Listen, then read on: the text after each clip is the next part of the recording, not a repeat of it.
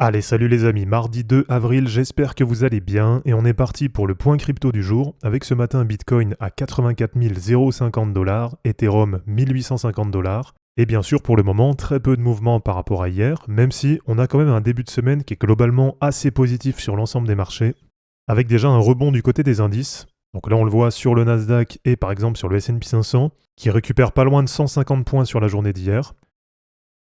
Du côté du gold, peut-être qu'enfin ça a trouvé un top, avec ce RSI qui était très largement surchauffe, et pour le moment, sur ce début de semaine, une bougie qui montre bien qu'il y a quand même de la vente entre 3110 $ et 3150 $.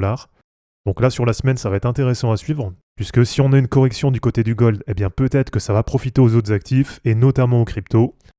Et du côté des cryptos, justement, eh bien sur la Total 1, pour le moment, très peu de changements, puisque ça reste toujours dans le canal, et c'est globalement la même chose sur les altcoins de la Total 3. Allez, comme d'habitude, si c'est pas encore fait, pensez à vous abonner, pensez à liker et à commenter cette vidéo pour soutenir la chaîne. Et pour les membres, je vous ai mis en ligne hier la vidéo sur mon wallet, avec le bilan du mois de mars, mais aussi ma stratégie et mes objectifs pour le mois d'avril. Donc si vous êtes membre, vous avez dû recevoir une notif pour aller voir la vidéo. Et si vous n'êtes pas encore membre, eh bien je vous invite à cliquer sur le bouton rejoindre qui est présent sous chacune des vidéos, et à choisir soit le plan fiche, soit le plan shark, ou soit le plan well en fonction de ce qui vous correspond.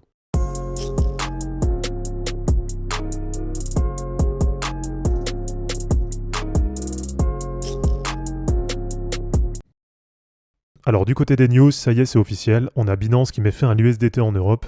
Donc tout ça, vous le savez, suite à la réglementation MiCA qui est rentrée en vigueur le 30 décembre 2024. Et donc là, depuis quelques jours, depuis le 31 mars 2025, eh bien l'USDT et les autres stablecoins non conformes à MiCA, comme le DAI et le TUSD, ne sont plus disponibles pour les utilisateurs européens. Et donc si vous êtes toujours sur Binance, vous allez devoir passer par des stablecoins MiCA compliant pour l'USDC en tant que stablecoin dollar ou le URI en tant que stablecoin euro. Alors sinon une autre news, cette fois-ci du côté de l'USDC de Circle. Et donc on nous dit que Circle a déposé mardi son dossier d'introduction en bourse à New York. Donc à voir un peu ce que ça va donner, sachant qu'avec Tether, donc avec l'USDT, c'est vraiment les deux gros stablecoins qu'on a sur le marché.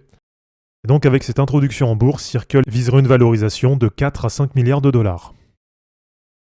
Et allez, pour terminer, la dernière news, cette fois-ci du côté de Kaspa, puisqu'on va avoir le 5 mai 2025 l'activation de la mise à jour Crescendo, qui a pour objectif, je vous rappelle, de multiplier par 10 la vitesse du réseau Kaspa, en passant de 1 bloc par seconde à 10 blocs par seconde. Donc là, en termes de scalabilité, ça devrait vraiment être intéressant. Et donc cette mise à jour, elle est prévue pour le 5 mai 2025. Donc on verra si oui ou non, côté prix, ça va permettre de relancer un peu la dynamique. Parce que c'est vrai que là, sur Kaspa, c'est assez compliqué, ça fait un moment que c'est une crypto qui déçoit. Et avec la correction des dernières semaines, on a un Kaspa qui est maintenant de retour sur ses prix d'octobre-novembre 2023. Donc ça fait quasiment 1 an et demi de retour en arrière là sur les prix de Kaspa. Donc c'est vrai que cette mise à jour elle tombe au bon moment, on verra ce que ça va donner. Mais en tout cas ce qui est quand même positif, c'est que ça veut dire que ça continue de développer du côté du projet. Et allez, pour terminer justement, je voulais qu'on fasse un point sur les cryptos en POW, puisque c'est vrai que ça a pas mal corrigé là ces dernières semaines. Donc si on prend par exemple Bitcoin moins 8% sur 30 jours, Dogecoin moins 23%, Litecoin moins 32%, Bitcoin Cash moins 4,2%, Monero moins 5,8%, Ethereum classique moins 17,1% et Kaspa moins 22%. Donc cette catégorie de crypto, c'est une catégorie qui a beaucoup corrigé, mais quand on vient à comparer avec le reste, et donc notamment quand on vient comparer POW face à POS, donc les cryptos en Proof of Work face aux cryptos en Proof of Stake, eh bien ça vous le savez, je vous l'ai déjà montré, sur le cycle actuel, on a un cycle qui est vraiment en faveur du POW. Donc contrairement à 2020-2022, où là la tendance elle était vraiment en faveur du Proof of Stake, mais depuis le début du cycle, on voit qu'on a vraiment une dynamique qui est vraiment en faveur des cryptos en POW. Et alors ce que je voulais vous montrer, c'est que là, on arrive peut-être sur un top. Donc à voir si cette dynamique elle va se poursuivre, ou est-ce qu'au contraire on va avoir un retournement de tendance. Et peut-être sur les prochains mois, on va avoir le marché qui va plus se tourner vers les cryptos en Proof of Stake.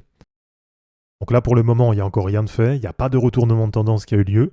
Mais par contre, on voit que déjà en termes de RSI hebdo, on est actuellement sur un ATH depuis 2020.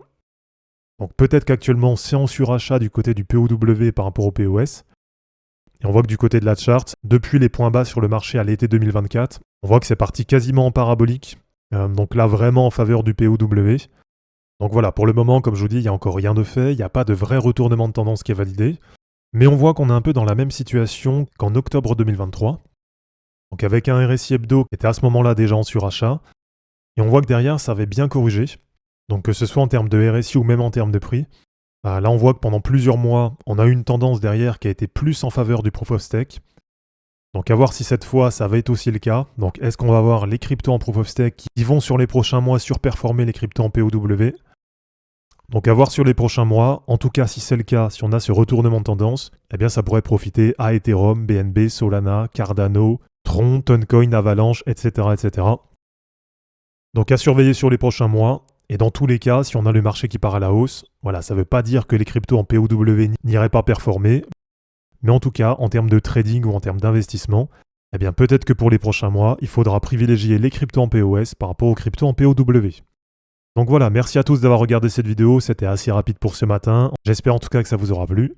Comme d'habitude, pensez à vous abonner, à liker et à commenter cette vidéo pour soutenir la chaîne. De mon côté, je vous mets tout ça en ligne et je vous dis à bientôt. Ciao.